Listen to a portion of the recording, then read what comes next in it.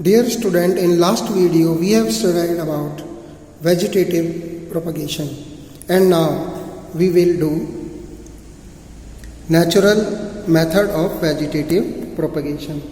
Now ऐसे बहुत सारे प्लांट्स होते हैं जिनकी की रूट से हम एक न्यू प्लांट ले सकते हैं. फॉर एग्जाम्पल स्वीट पोटैटो, दलिया एट्सेट्रा. ये रूट से एक नया प्लांट देने में हेल्प करते हैं. नाउ स्टेम, जिस तरह से रूट्स से हमें एक न्यू प्लांट मिलता है उसी तरह से प्लांट जैसे कि पोटैटो, जिंजर, ओनियन, इन्हें हम मॉडिफाइड अंडरग्राउंड स्टेम से प्राप्त कर सकते हैं. यानी कि ये स्टेम से ग्रो होने वाले प्लांट्स हैं. इन स्टेम्स का हम एक पार्ट ज़मीन के अंदर दबा देते हैं, यानी कि उसे जर्मिनेट कर देते हैं और फिर वो एक न्यू प्लांट में कन्वर्ट हो जाता है. मॉडिफाइड स्टेम के एग्जाम्पल ट्यूबर, बल्ब, राइजोम और कॉम है. नाउ ट्यूबर, स्टूडेंट पोटैटो पर आपने बहुत सारी छोटी छोटी आइज टाइप में देखी होंगी. नाउ हर एक आई बर्ड एक न्यू प्लांट ग्रो करने में एबल होता है. नाउ ट्यूबर तो it is modified of underground stem, यानी कि आई ऑफ बर्ड हम ज़मीन के अंदर दबा देते हैं जो कि एक न्यू प्लांट को ग्रो करने में हमारी हेल्प करता है. और ट्यूबर का बेस्ट एग्जाम्पल पोटैटो है. Now next one is rhizome. Student the rhizome में बर्ड्स होती है like that you can see here it in ginger. Now buds means a small darker portion. तो ये बर्ड्स, इनके अंदर प्लांट के लिए फूड स्टोर होता है और यहाँ से एक नया प्लांट, बर्ड से एक नया प्लांट ग्रो करता है. इसे हम टर्मरिक और बनाना में भी देख सकते हैं.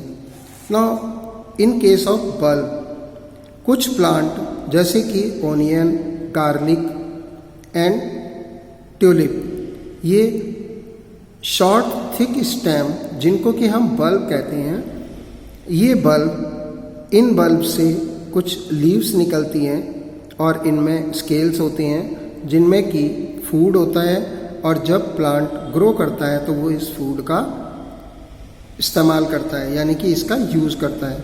इसका बेस्ट एग्जाम्पल है onion. And now corn. Student corn एक thick solid food storing underground stem है. कई बार इसके अंदर पेपरी स्केल्स होते हैं, यानी कि लीव्स टाइप के स्केल्स होते हैं, यू कैन सी हियर, जो कि एक नया प्लांट ग्रो करने में हेल्प करते हैं. And now leaves. स्टूडेंट इसी तरह से कुछ प्लांट की लीव्स एक न्यू प्लांट ग्रो करने में हेल्प करती हैं, जैसे कि ब्रायोफाइलम और बेगोनिया. ये अपनी लीव्स के थ्रू रिप्रोड्यूस करती हैं. ऐसे प्लांट्स में लीफ मार्जिन पे, लीफ मार्जिन मीन्स किनारे पर, लीफ मार्जिन पर बर्ड्स होती हैं और ये बर्ड्स एक नए प्लांट को ग्रो करने में हेल्प करती हैं.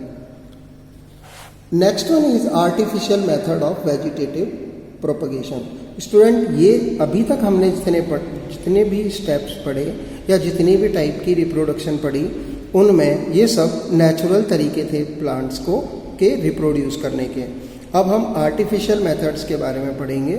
तो artificial methods of vegetative propagation वो बहुत ही simple, faster, less expensive method होता है. इस मेथड में कटिंग, ग्राफ्टिंग, लेयरिंग और टिश्यू कल्चर प्रोसेस आती है. तो student we will learn about them one by one. Now first one is cutting. Student इस प्रोसेस में प्लांट की स्टेम के एक पार्ट को कट ऑफ कर लिया जाता है, या तो लीफ कट करें या रूट कट करें, और फिर इसे हम मॉइस्ट सॉइल के अंदर दबा देते हैं. कुछ समय बाद जो कटिंग पार्ट है, रूट हो या वो स्टेम हो, वो एक नए प्लांट में ग्रो हो जाता है. ये मेथड जनरली शुगर केन, रोज और हैबिस्कस एटसेट्रा इन प्लांट्स में किया जाता है। And now grafting. इस मेथड में हम एक डिजायर्ड कटिंग पार्ट लेते हैं, यानी कि ऊपर वाले हिस्से को हम सीएन कहते हैं, और दूसरे प्लांट का, यानी कि वह दूसरा प्लांट भी सेम स्पीसीज का होना चाहिए, तो उसे हम रूट वाले पार्ट से कट कर देते हैं। यानी कि हम दो प्लांट लेंगे, एक का ऊपर वाला हिस्सा कट करेंगे हम, और उस पार्ट को हम सीएन बोलते हैं, और नीचे वाला जो पार्ट है दूसरे प्लांट का नीचे वाला पार्ट, उसे हम स्टॉक कहते हैं। अब हम एक प्लांट का स्टॉक लेंगे और दूसरे का सीएन लेंगे, और इसे हम अच्छी तरह से बांध देंगे। इस तरह से हमें एक नया प्लांट मिलता है। इस प्रोसेस को हम ग्राफ्टिंग कहते हैं। ग्राफ्टिंग में एक न्यू वैरायटी प्रोड्यूस होती है, और ग्राफ्टिंग प्रोसेस या ग्राफ्टिंग मेथड ज़्यादातर रोज़ और मैंगोज़ में यूज़ किया जाता है, जिससे कि हमें अलग अलग वैरायटी के प्लांट्स मिल जाते हैं। And now student, layering. आपने घास, यानी कि घास के मैदान में घास देखी होगी, तो उसमें क्या होता है कि स्टेम ग्रो करके नीचे जमीन में दब जाती है। तो लेयरिंग यानी कि इस मेथड में एक यंग ब्रांच बेंड होती है and then press into moist soil, और फिर वो मॉइस्ट सॉइल के अंदर दब जाती है। कुछ समय के बाद इसमें रूट्स वगैरह निकल आती है और एक नया प्लांट ग्रो हो जाता है। इसे हम लेयर कहते हैं। अब इस ब्रांच को अगर हम यहाँ से कट कर दें, तो ये दोनों प्लांट अलग अलग इंडिपेंडेंटली ग्रो करना शुरू कर देंगे। ये मेथड ग्रेप्स या जैस्मिन में पाया जाता है। Now tissue culture. स्टूडेंट, ये एक सबसे मॉडर्न मेथड है वेजिटेटिव प्रोपगेशन का। वेजिटेटिव प्रोपगेशन मीन्स प्लांट के किसी एक पार्ट से पूरा प्लांट हमें मिल जाता है, तो इस मेथड को हम वेजिटेटिव रिप्रोडक्शन कहते हैं।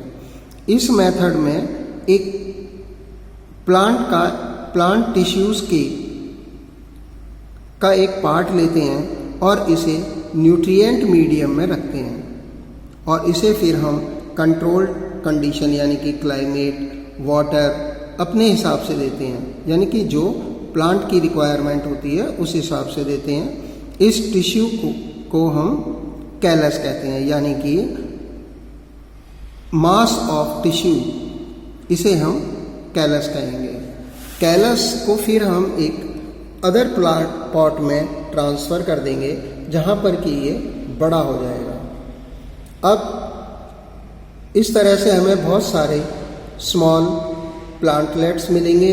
इन प्लांटलेट्स को हम ज़मीन में अलग अलग जगह पर बो करके और ग्रो कर सकते हैं। एडवांटेज ऑफ वेजिटेटिव प्रोपगेशन क्या है कि डॉटर प्लांट एक जैसे होंगे, यानी कि डॉटर प्लांट पेरेंट प्लांट की तरह से ही होंगे, और ये मेथड क्विक मेथड है, इकोनॉमिकल है और डिपेंडेबल है।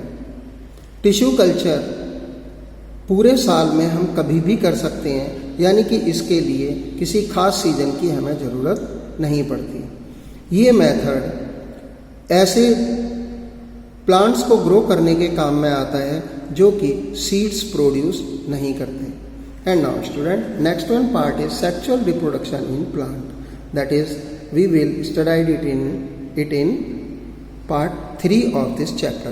Till that, read the chapter, enjoy the chapter, and in case of any difficulty you can contact me. Thanks.